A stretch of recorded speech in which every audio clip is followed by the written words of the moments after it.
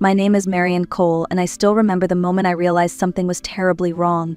For 2 weeks, my son Aaron had not answered a single call. At first, I told myself he was busy with work, but a mother knows when silence means more than just busyness. So one gray evening, I boarded a bus to Cleveland and rode in silence, staring out the window with my stomach in knots. When I reached Aaron's townhouse, the winter wind cut through my coat. I walked up the familiar steps, knocked, and called his name. No answer. I tried the knob and felt my breath catch when the door gave way. Aaron never left his door unlocked, not with his little boy Leo inside. The living room looked like a storm had torn through it. A sofa shoved out of place, a broken coffee mug and shards across the floor, dark stains seeping into the carpet. My chest tightened as I stepped over the mess, whispering for my grandson. Upstairs, room after room stood empty. Finally, in Leo's bedroom, I froze. A scraping sound, faint but steady, rolled out from beneath the bed. My hands shook on the desk. I wanted to kneel, but my legs would not move. Instead, I whispered his name, voice breaking, and backed away to dial the police with trembling fingers. Red and blue lights washed across the front windows as 2 officers hurried inside. I led them upstairs, every step heavier than the last. My voice was barely a whisper as I pointed to Leo's bed. The younger officer crouched low, speaking firmly into the silence, asking if anyone was under there. No reply came. Then, with one sharp motion, they lifted the frame. Leo lay curled into himself, thin as a shadow. His hair was matted, his cheeks hollow, and in his small hands he clutched an empty plastic bottle as if it were his only lifeline. His wide eyes stared past us, vacant, unblinking. For a moment no one moved. The officers froze, I froze. The whole world seemed to stop. I wanted to gather him into my arms, but my hands shook so badly I was afraid to touch him. One officer gently lifted him, and I stumbled behind as they carried him out into the bitter night. The siren wailed as we sped through the city streets toward the hospital. I sat beside my grandson in the back seat, fanning his face with a scrap of paper, whispering through tears, "Grandma is here, Leo. You are safe now." My name is Marion Cole, and I am 61 years old. I live in a modest town just outside Cleveland, where the days pass quietly and the neighbors still wave when you drive by.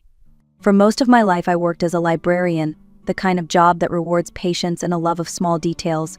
Since my husband passed away, my son Aaron and my grandson Leo have been my closest family.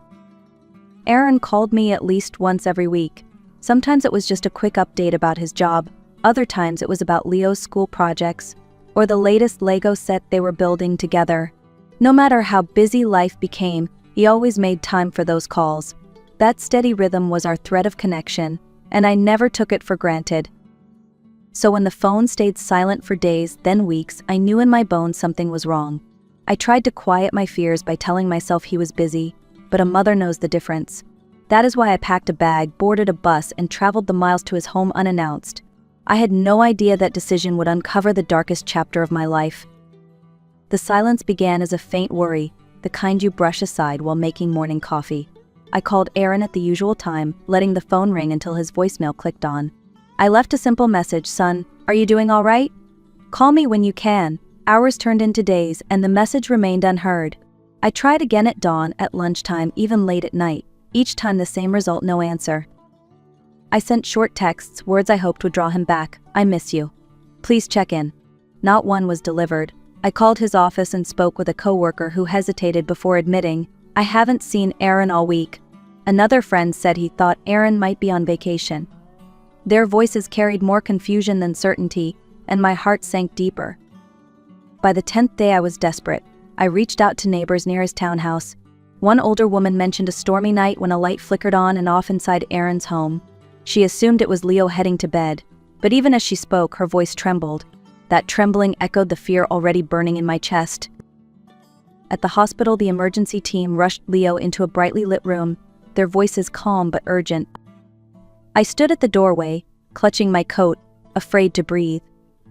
They checked his pulse, placed an IV into his fragile arm, and whispered about dehydration and weight loss. Words like severe malnutrition and psychological trauma floated in the air, each one cutting deeper into me. When the doctor finally let me near him, I saw my grandson's eyes still wide open but fixed on some faraway place. I stroked his hand, whispering his name again and again, but he gave no sign he heard me. He held tightly to that empty bottle, the plastic crinkling under his grip as though it were the only anchor left in his world. That night I stayed beside his bed, listening to the soft beeping of machines and the uneven rhythm of his breathing. Nurses offered blankets and gentle words, but nothing reached the boy I once knew, the boy who used to laugh and chatter without end. I hummed an old lullaby I once sang to Aaron, hoping some part of Leo might remember. Still, he lay silent, locked in a place I could not reach, and my heart broke with every minute that passed. On the third evening at the hospital, my phone buzzed with a number I recognized from the precinct. My hands shook as I answered. "Mrs. Cole," the detective began, his voice grave. "We re-examined your son's house using luminol. It revealed a significant amount of blood in the living room." I felt the words echo inside my chest, dull and heavy. Blood. My lips tried to form a reply, but nothing came out. The detective paused, then added, "We are treating this as a possible homicide." My knees weakened, and I nearly dropped the phone. At that moment Leo stirred, his small hand tugging at my sleeve. His wide eyes filled with tears as if he had heard every word. And then, after days of silence, he broke down. "Dad, he's gone," he cried, his voice raw and trembling. The sound pierced through the sterile hospital room like a blade. I pulled him into my arms, rocking him gently as nurses hurried in, startled by his cries. I whispered, "No, Leo, it is not certain yet," but my own voice cracked with doubt. The detective's voice still echoed in my ear, steady but heavy. "We will need you to provide a statement, Mrs. Cole." I clutched Leo tighter, unable to let go. For the first time since I walked into that unlocked house, I realized the nightmare might be even darker than I feared. Long before that stormy night, there were signs of cracks forming in Aaron's marriage. I remember the first time he brought Sabrina home. She was bright, eager, and a little shy. She blushed when I asked about her cooking, laughed nervously when she tried to help me with the dishes. Back then I believed she would love my son for the rest of his life. For a while it seemed true. They married, and when Leo was born, the whole family felt wrapped in new light. But slowly, things changed. Sabrina developed a habit of gambling.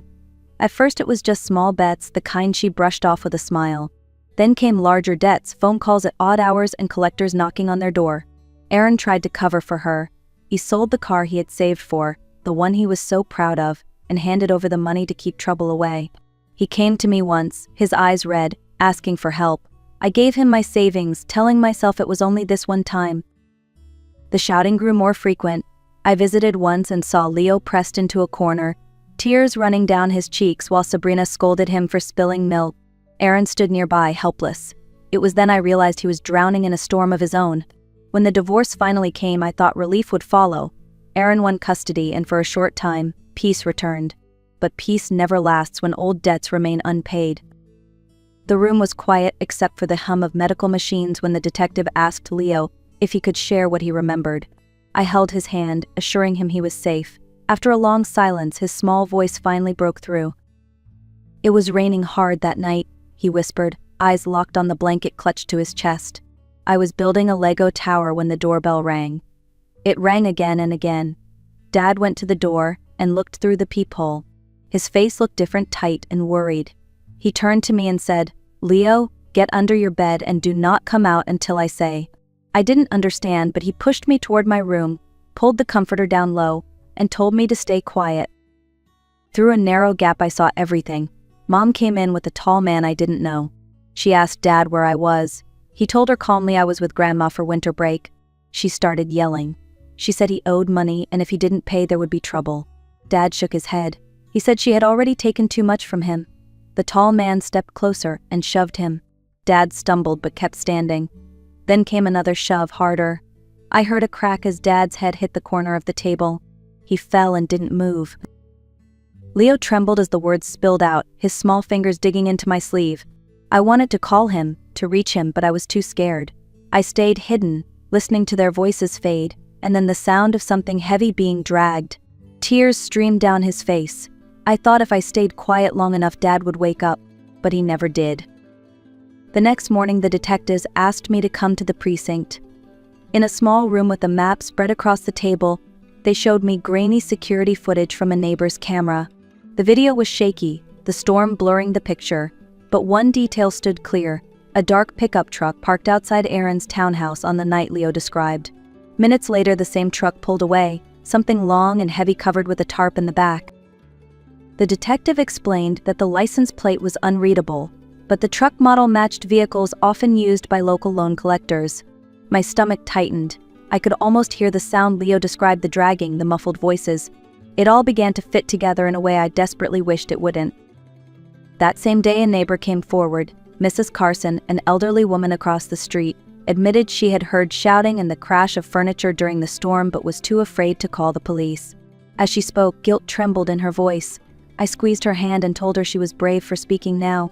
Her testimony, combined with the footage, gave investigators their first solid trail. For me, it was both hope and heartbreak in equal measure. Back at the hospital, while Leo rested, a memory surfaced that made my heart pound. Years earlier, Aaron had proudly shown me a folder. Inside was a life insurance policy he had taken out soon after Leo was born.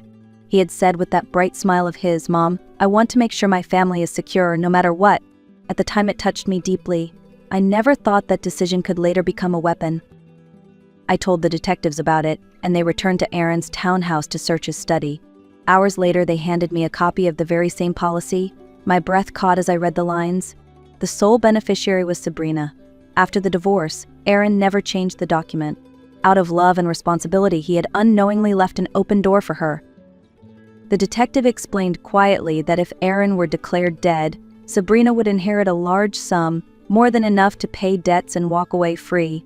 I sat back in the chair, staring at the paper until the letters blurred through my tears. Aaron had thought he was protecting his family, and instead he may have placed a target on his own back. 2 days later, the detective called again, his tone heavy. "Miss Cole, we discovered an abandoned warehouse on the outskirts of the city, often used by loan collectors. We need you to come with us." My knees weakened as I agreed, leaving Leo in the care of a nurse he trusted. The drive felt endless, every passing mile pulling me closer to a truth I was not ready to face. Inside the warehouse, the air was bitter cold, heavy with the smell of rust and chemicals. Officers led me to a separate building, the county morgue. There, under fluorescent lights, a white sheet lay across a gurney. When they pulled it back, my son's face appeared, pale and still. His thick brows, the line of his jaw, features I had kissed since his childhood, were unmistakable. I collapsed, whispering, "My son," over and over, my tears soaking the sleeve of my coat. The medical examiner spoke gently, explaining Aaron had died from a traumatic head injury on the very night of the storm. I barely heard his words. All I could see was the boy I raised, the man he became, lying silent before me. A piece of my heart was gone forever. Not long after the identification, the police tracked down the man who had been seen with Sabrina on the night of the storm. He was rough-looking, with a scar down his cheek and a worn leather jacket. At first he denied everything, claiming he hardly knew her. But when detectives laid the evidence in front of him, the blanket stained with Aaron's blood, the jacket belonging to Sabrina, his bravado crumbled. Faced with the possibility of a long sentence, he confessed. He admitted to helping Sabrina move Aaron's body from the townhouse to the truck. He described how she promised him money once the insurance came through. Finally, under pressure, he revealed where she was hiding: an abandoned house on the edge of the city, far from the main roads.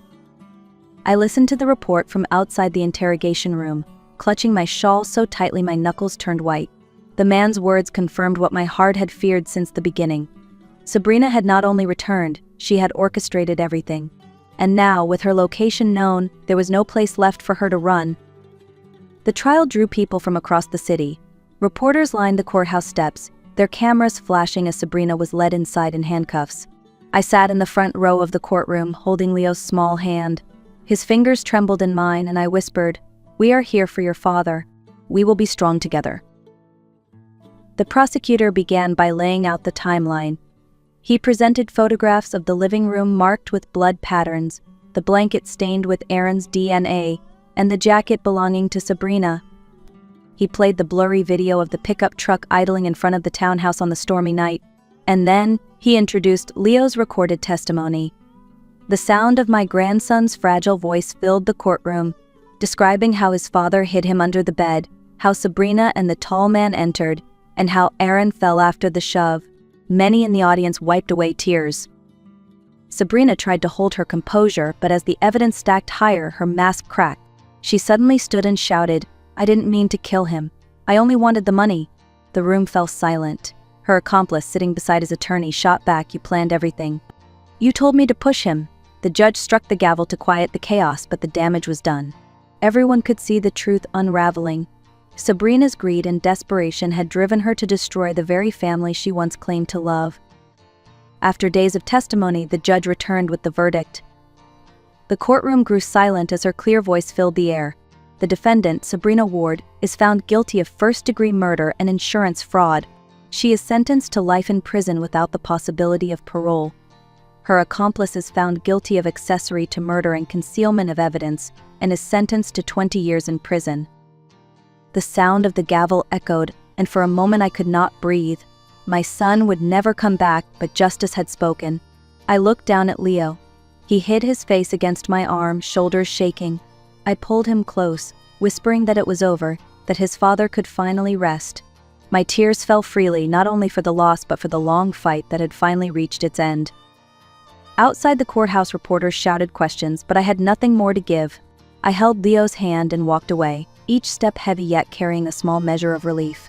The storm that had torn through our family left scars that would never fade, but at least the truth was no longer hidden in the shadows.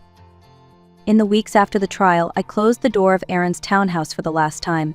I could not bear the silence of those rooms.